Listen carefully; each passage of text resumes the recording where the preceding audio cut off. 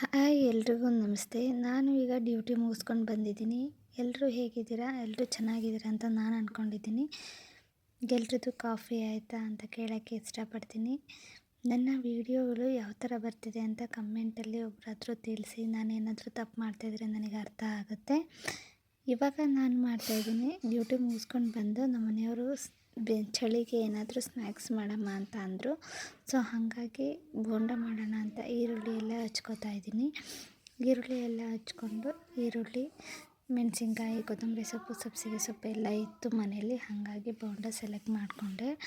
ಎಲ್ಲನೂ ಬಿಸಿ ಬಿಸಿಯಾಗಿ ಮಾಡ್ಕೊಂಡು ತಿನ್ನೋದ್ರಿಂದ ಸಂಜೆ ಚೆನ್ನಾಗಿರುತ್ತೆ. ಡ್ಯೂಟಿ ಮುಗಿಸ್ಕೊಂಡು ಬಂದಾಗ ಒಂದು ಲೋಟ ಕಾಫಿ ಬಜ್ಜಿ ಜೊತೆ ತುಂಬ ಚೆನ್ನಾಗಿರುತ್ತೆ ಡೇ. ಇವಾಗ ನಾನು ಬಜ್ಜಿ ಎಲ್ಲನೂ ಕಲಿಸ್ಕೊಂಡು ಮಾಡ್ಕೋತಾ ಇದ್ದೀನಿ. ನಮ್ಮ ಮನೆಯವರು ಈಗ ಸ್ವಲ್ಪ ಫ್ರೀ ಆಗಿದ್ದಾರೆ. ಇವಾಗ ನಮ್ಮ ಮನೆಯವರು ಫ್ರೀ ಇರೋದ್ರಿಂದ ನಾನು ಸ್ವಲ್ಪ ಬಜ್ಜಿ ಬೋಂಡ ಮಾಡ್ಕೋತೀನಿ. ಯಾಕೆ ಅಂದರೆ ನಾವು ಕಾಫಿ ಎಲ್ಲ ಮಾಡೋದು ಕಡಿಮೆನೇ. ನಾವು ಕಾಫಿ ಟೀ ಎಲ್ಲ ಕುಡಿಯೋಲ್ಲ. ಏನಿದ್ರೂ ಒಂದು ಸ್ವಲ್ಪ ಇಂಟ್ರೆಸ್ಟ್ ಬಂತು ಅಂದರೆ ಯಾವತ್ತೋ ಒಂದು ದಿವಸ ಮಾಡೋದೇ ಹೆಚ್ಚು, ಅಂದರೆ ವಾರಕ್ಕೊಂದು ಸರಿ ಮಾಡೋದು ಹೆಚ್ಚು. ಹಾಗಾಗಿ ಇವತ್ತು ಬೋಂಡದ ಜೊತೆ ಕಾಫಿನೂ ಮಾಡ್ತಾಯಿದ್ದೆ. ಬಿಸಿ ಬಿಸಿ ಚೆನ್ನಾಗಿರುತ್ತೆ ಅಲ್ವಾ. ನಾನು ಅವ್ರು ಹೋಗೋಷ್ಟರಲ್ಲಿ ಸ್ವಲ್ಪ ಬೋಂಡ ಮಾಡೋಣ ಅಂತ ಹೇಳ್ಬಿಟ್ಟು ಎಲ್ಲನೂ ಕಲಿಸ್ಕೊಂಡು ಪ್ರಿಪೇರ್ ಮಾಡ್ಕೋತಾ ಇದ್ದೀನಿ. ನಾನು ಇವತ್ತು ಮೊದಲೇ ಹೇಳಿರೋ ಥರ ಟೈಟಲಲ್ಲಿ ಹೇಳಿದ್ದೀರ, ತಮಿಳಲ್ಲಿ ನೋಡಿದ್ದೀರ ನೀವು. ಕೆಲವೊಂದು ಹೊಸ ಸ್ಟಾಕ್ ಬಂದಿತ್ತು ಇವತ್ತು ನಮ್ಮ ಶಾಪ್ಗೆ. ಹಾಗಾಗಿ ಅದು ಯಾವ ಥರ ಇರುತ್ತೆ ಅನ್ನೋದನ್ನು ನಿಮ್ಮ ಹತ್ರ ತೋರ್ಸೋಕ್ಕೆ ಅಂತ ಹೇಳ್ಬಿಟ್ಟು ಕೆಲವೊಂದು ಸ್ಪೆಸಿಫಿಕ್ ನಿಮಗೆ ತಗೊಳ್ಳೋಕ್ಕೂ ಹತ್ತಿರ ಆಗಬೇಕು ಮತ್ತು ವೇಸ್ಟು ಆಗ್ಬೋದು, ಆ ಥರ ಒಂದು ಗ್ರ್ಯಾಂಡ್ ಲುಕ್ ಕೊಡುವಂಥ ಸಿಲ್ವರ್ ಹಾರಂ ಡಿಸೈನ್ಸ್ನ ನಿಮಗೋಸ್ಕರ ತಂದಿದ್ದೀನಿ. ಅದನ್ನು ನಾನು ಈ ವಿಡಿಯೋ ಪೂರ್ತಿ ನೋಡಿದ್ರೆ ಎಂಡಿಂಗಲ್ಲಿ ನಾನು ಕೆಲವೊಂದು ಹಾರಗಳದ್ದು ಫೋಟೋನ ತೊಗೊಂಡು ಬರ್ತಾಯಿದ್ದೀನಿ ನಿಮಗೋಸ್ಕರ. ಇವಾಗ ಬಜ್ಜಿ ಹಿಟ್ಟೆಲ್ಲ ಕಲಸಾಗಿದೆ. ಇವಾಗ ಬೋಂಡನ ಬಿಡ್ತಾಯಿದ್ದೀನಿ. ಬಿಸಿ ಎಣ್ಣೆಗೆ ಬೋಂಡ ಬಿಟ್ಟರೆ ನಿಮ್ಗೊಂದು ಟಿಪ್ಸ್ ಹೇಳ್ತೀನಿ.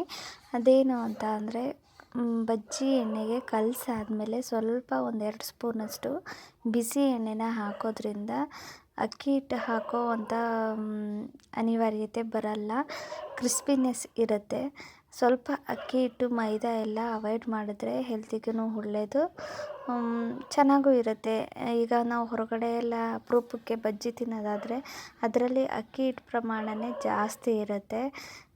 ಅದಷ್ಟು ಒಳ್ಳೆಯದಲ್ಲ, ಸೋಡಾನೂ ಅಷ್ಟೊಂದು ಒಳ್ಳೆಯದಲ್ಲ. ಅದ್ರ ಬದಲು ಬಿಸಿ ಎಣ್ಣೆನ ಹಾಕಿದ್ರೆ ಅದು ಇಮಿಡಿಯೇಟ್ಲಿ ಊದುತ್ತೆ, ವಿತ್ ಹೆಲ್ತಿಯಾಗೂ ಇರುತ್ತೆ. ನಾವು ಹೊರಗಡೆ ತಿಂತೀವಲ್ಲ, ಅದು ಸೋಡಾನೂ ಇರುತ್ತೆ. ಸ್ವಲ್ಪ ಅವರು ಎಣ್ಣೆನ ಪಾಮಾಯಿಲ್ ಎಣ್ಣೆ ಯೂಸ್ ಮಾಡೋದನ್ನು ನಾನು ಸ್ವಲ್ಪ ನೋಡಿದ್ದೀನಿ. ಆಮೇಲೆ ಅವ್ರು ಏನು ಮಾಡ್ತಾರೆ ಅಂತ ಅಂದರೆ, ನೆನ್ನೆ ಕಾಯಿಸಿದ ಎಣ್ಣೆನೇ ಇವತ್ತು ಹಾಕ್ತಾರೆ. ಒಂದು ಸರಿ ಕಾಯಿಸಿದ ಎಣ್ಣೆನ ಮತ್ತೆ ರೀಬಾಯ್ಲ್ ಮಾಡೋದೇ ತಪ್ಪು ಅಂತ ನಾನು ಕೇಳಿದ್ದೀನಿ. ಬಟ್ ಎಲ್ಲರೂ ಒಂದೇ ಸಮ ಇರಲ್ಲ ಅಲ್ವಾ. ಸೊ ಹಾಗಾಗಿ ಎಣ್ಣೆನ ಸ್ವಲ್ಪ ಆದಷ್ಟು ಯೂಸ್ ಮಾಡೋದು ಸ್ವಲ್ಪ ಕಡಿಮೆ ಮಾಡಿದ್ರೆ ಬೆಟರ್ ಅನಿಸುತ್ತೆ. ಇವಾಗ ನಾನು ಇದನ್ನು ಮತ್ತೆ ರಿಫೈನ್ ಮಾಡಲ್ಲ, ಮತ್ತು ಫ್ರೈಗೆ ಉಪಯೋಗಿಸ್ಕೊಳ್ಳಲ್ಲ. ಒಗ್ಗರಣೆಗೆ ಹಾಕಿ ಇದು ಮಾಡ್ತೀನಿ, ಅಂದರೆ ಸಿಂಪಲ್ ಸಾಂಬಾರು ಇದಕ್ಕೆಲ್ಲ ಯೂಸ್ ಮಾಡ್ಕೋತೀನಿ ಈ ಎಣ್ಣೆನ. ಆದ್ದರಿಂದ ಮತ್ತೆ ಕಾಯಿಸೋವಂಥ ಕಡಿಮೆ ಪ್ರಮಾಣದಲ್ಲಿ ಯೂಸ್ ಮಾಡಬೇಕಾಗತ್ತೆ. ಇವಾಗ ಬಿಸಿ ಬಿಸಿ ಬಜ್ಜಿ ಮತ್ತು ಟೊಮೊಟೊ ಚಟ್ನಿ ರೆಡಿ ಆಯಿತು. ಕಾಯಿ ಚಟ್ನಿ ಮಾಡು ಅಂತಿದ್ರು ನಮ್ಮ ಮನೆಯವರು. ಕಾಯಿ ಚಟ್ನಿ ಮಾಡಿದ್ರೆ ಪಾಪುಗೆ ಸ್ವಲ್ಪ ಶೀತ ಮತ್ತು ಕೆಮ್ಮಿದೆ, ಹಾಗಾಗಿ ಬೇಡ ಅಂಥೇಳಿ ಟೊಮೊಟೊನ ಮೆಣಸಿಕಾಯಿನ ಬೇಯಿಸ್ಕೊಂಡು ಮಾಡ್ತಾರಲ್ಲ ಆ ಥರ ಚಟ್ನಿ ಮಾಡಿದ್ದೀನಿ. ಗಂಟ್ಲಿಗೂ ಸ್ವಲ್ಪ ಇದಾಗಲಿ ಅಂತ.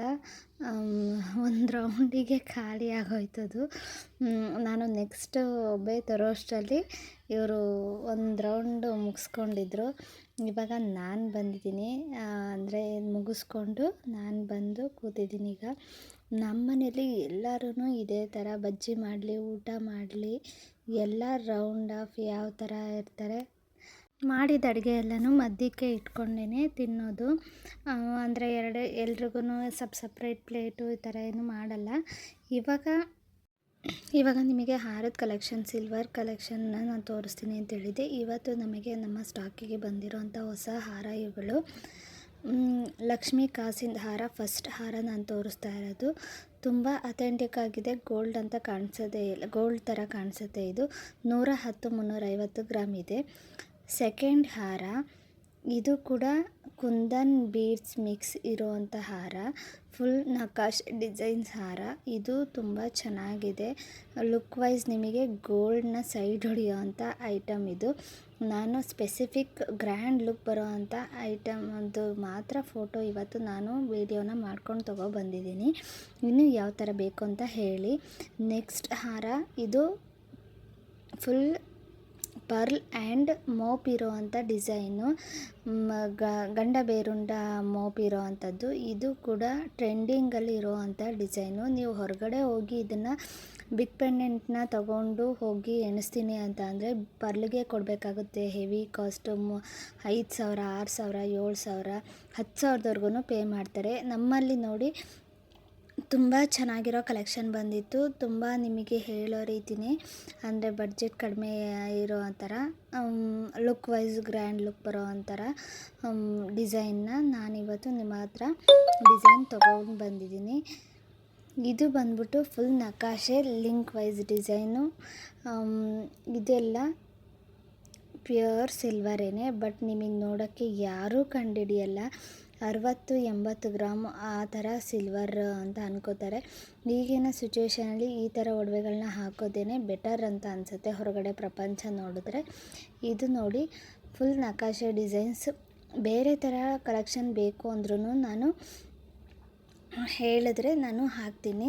ಇದ್ರದ್ದು ವೆಯ್ಟ್ ಎಲ್ಲ ನಾನು ಡಿಸ್ಪ್ಲೇಲಿ ರಿಫ್ಲೆಕ್ಟ್ ಮಾಡ್ತಾಯಿದ್ದೀನಿ ನೋಡಿ.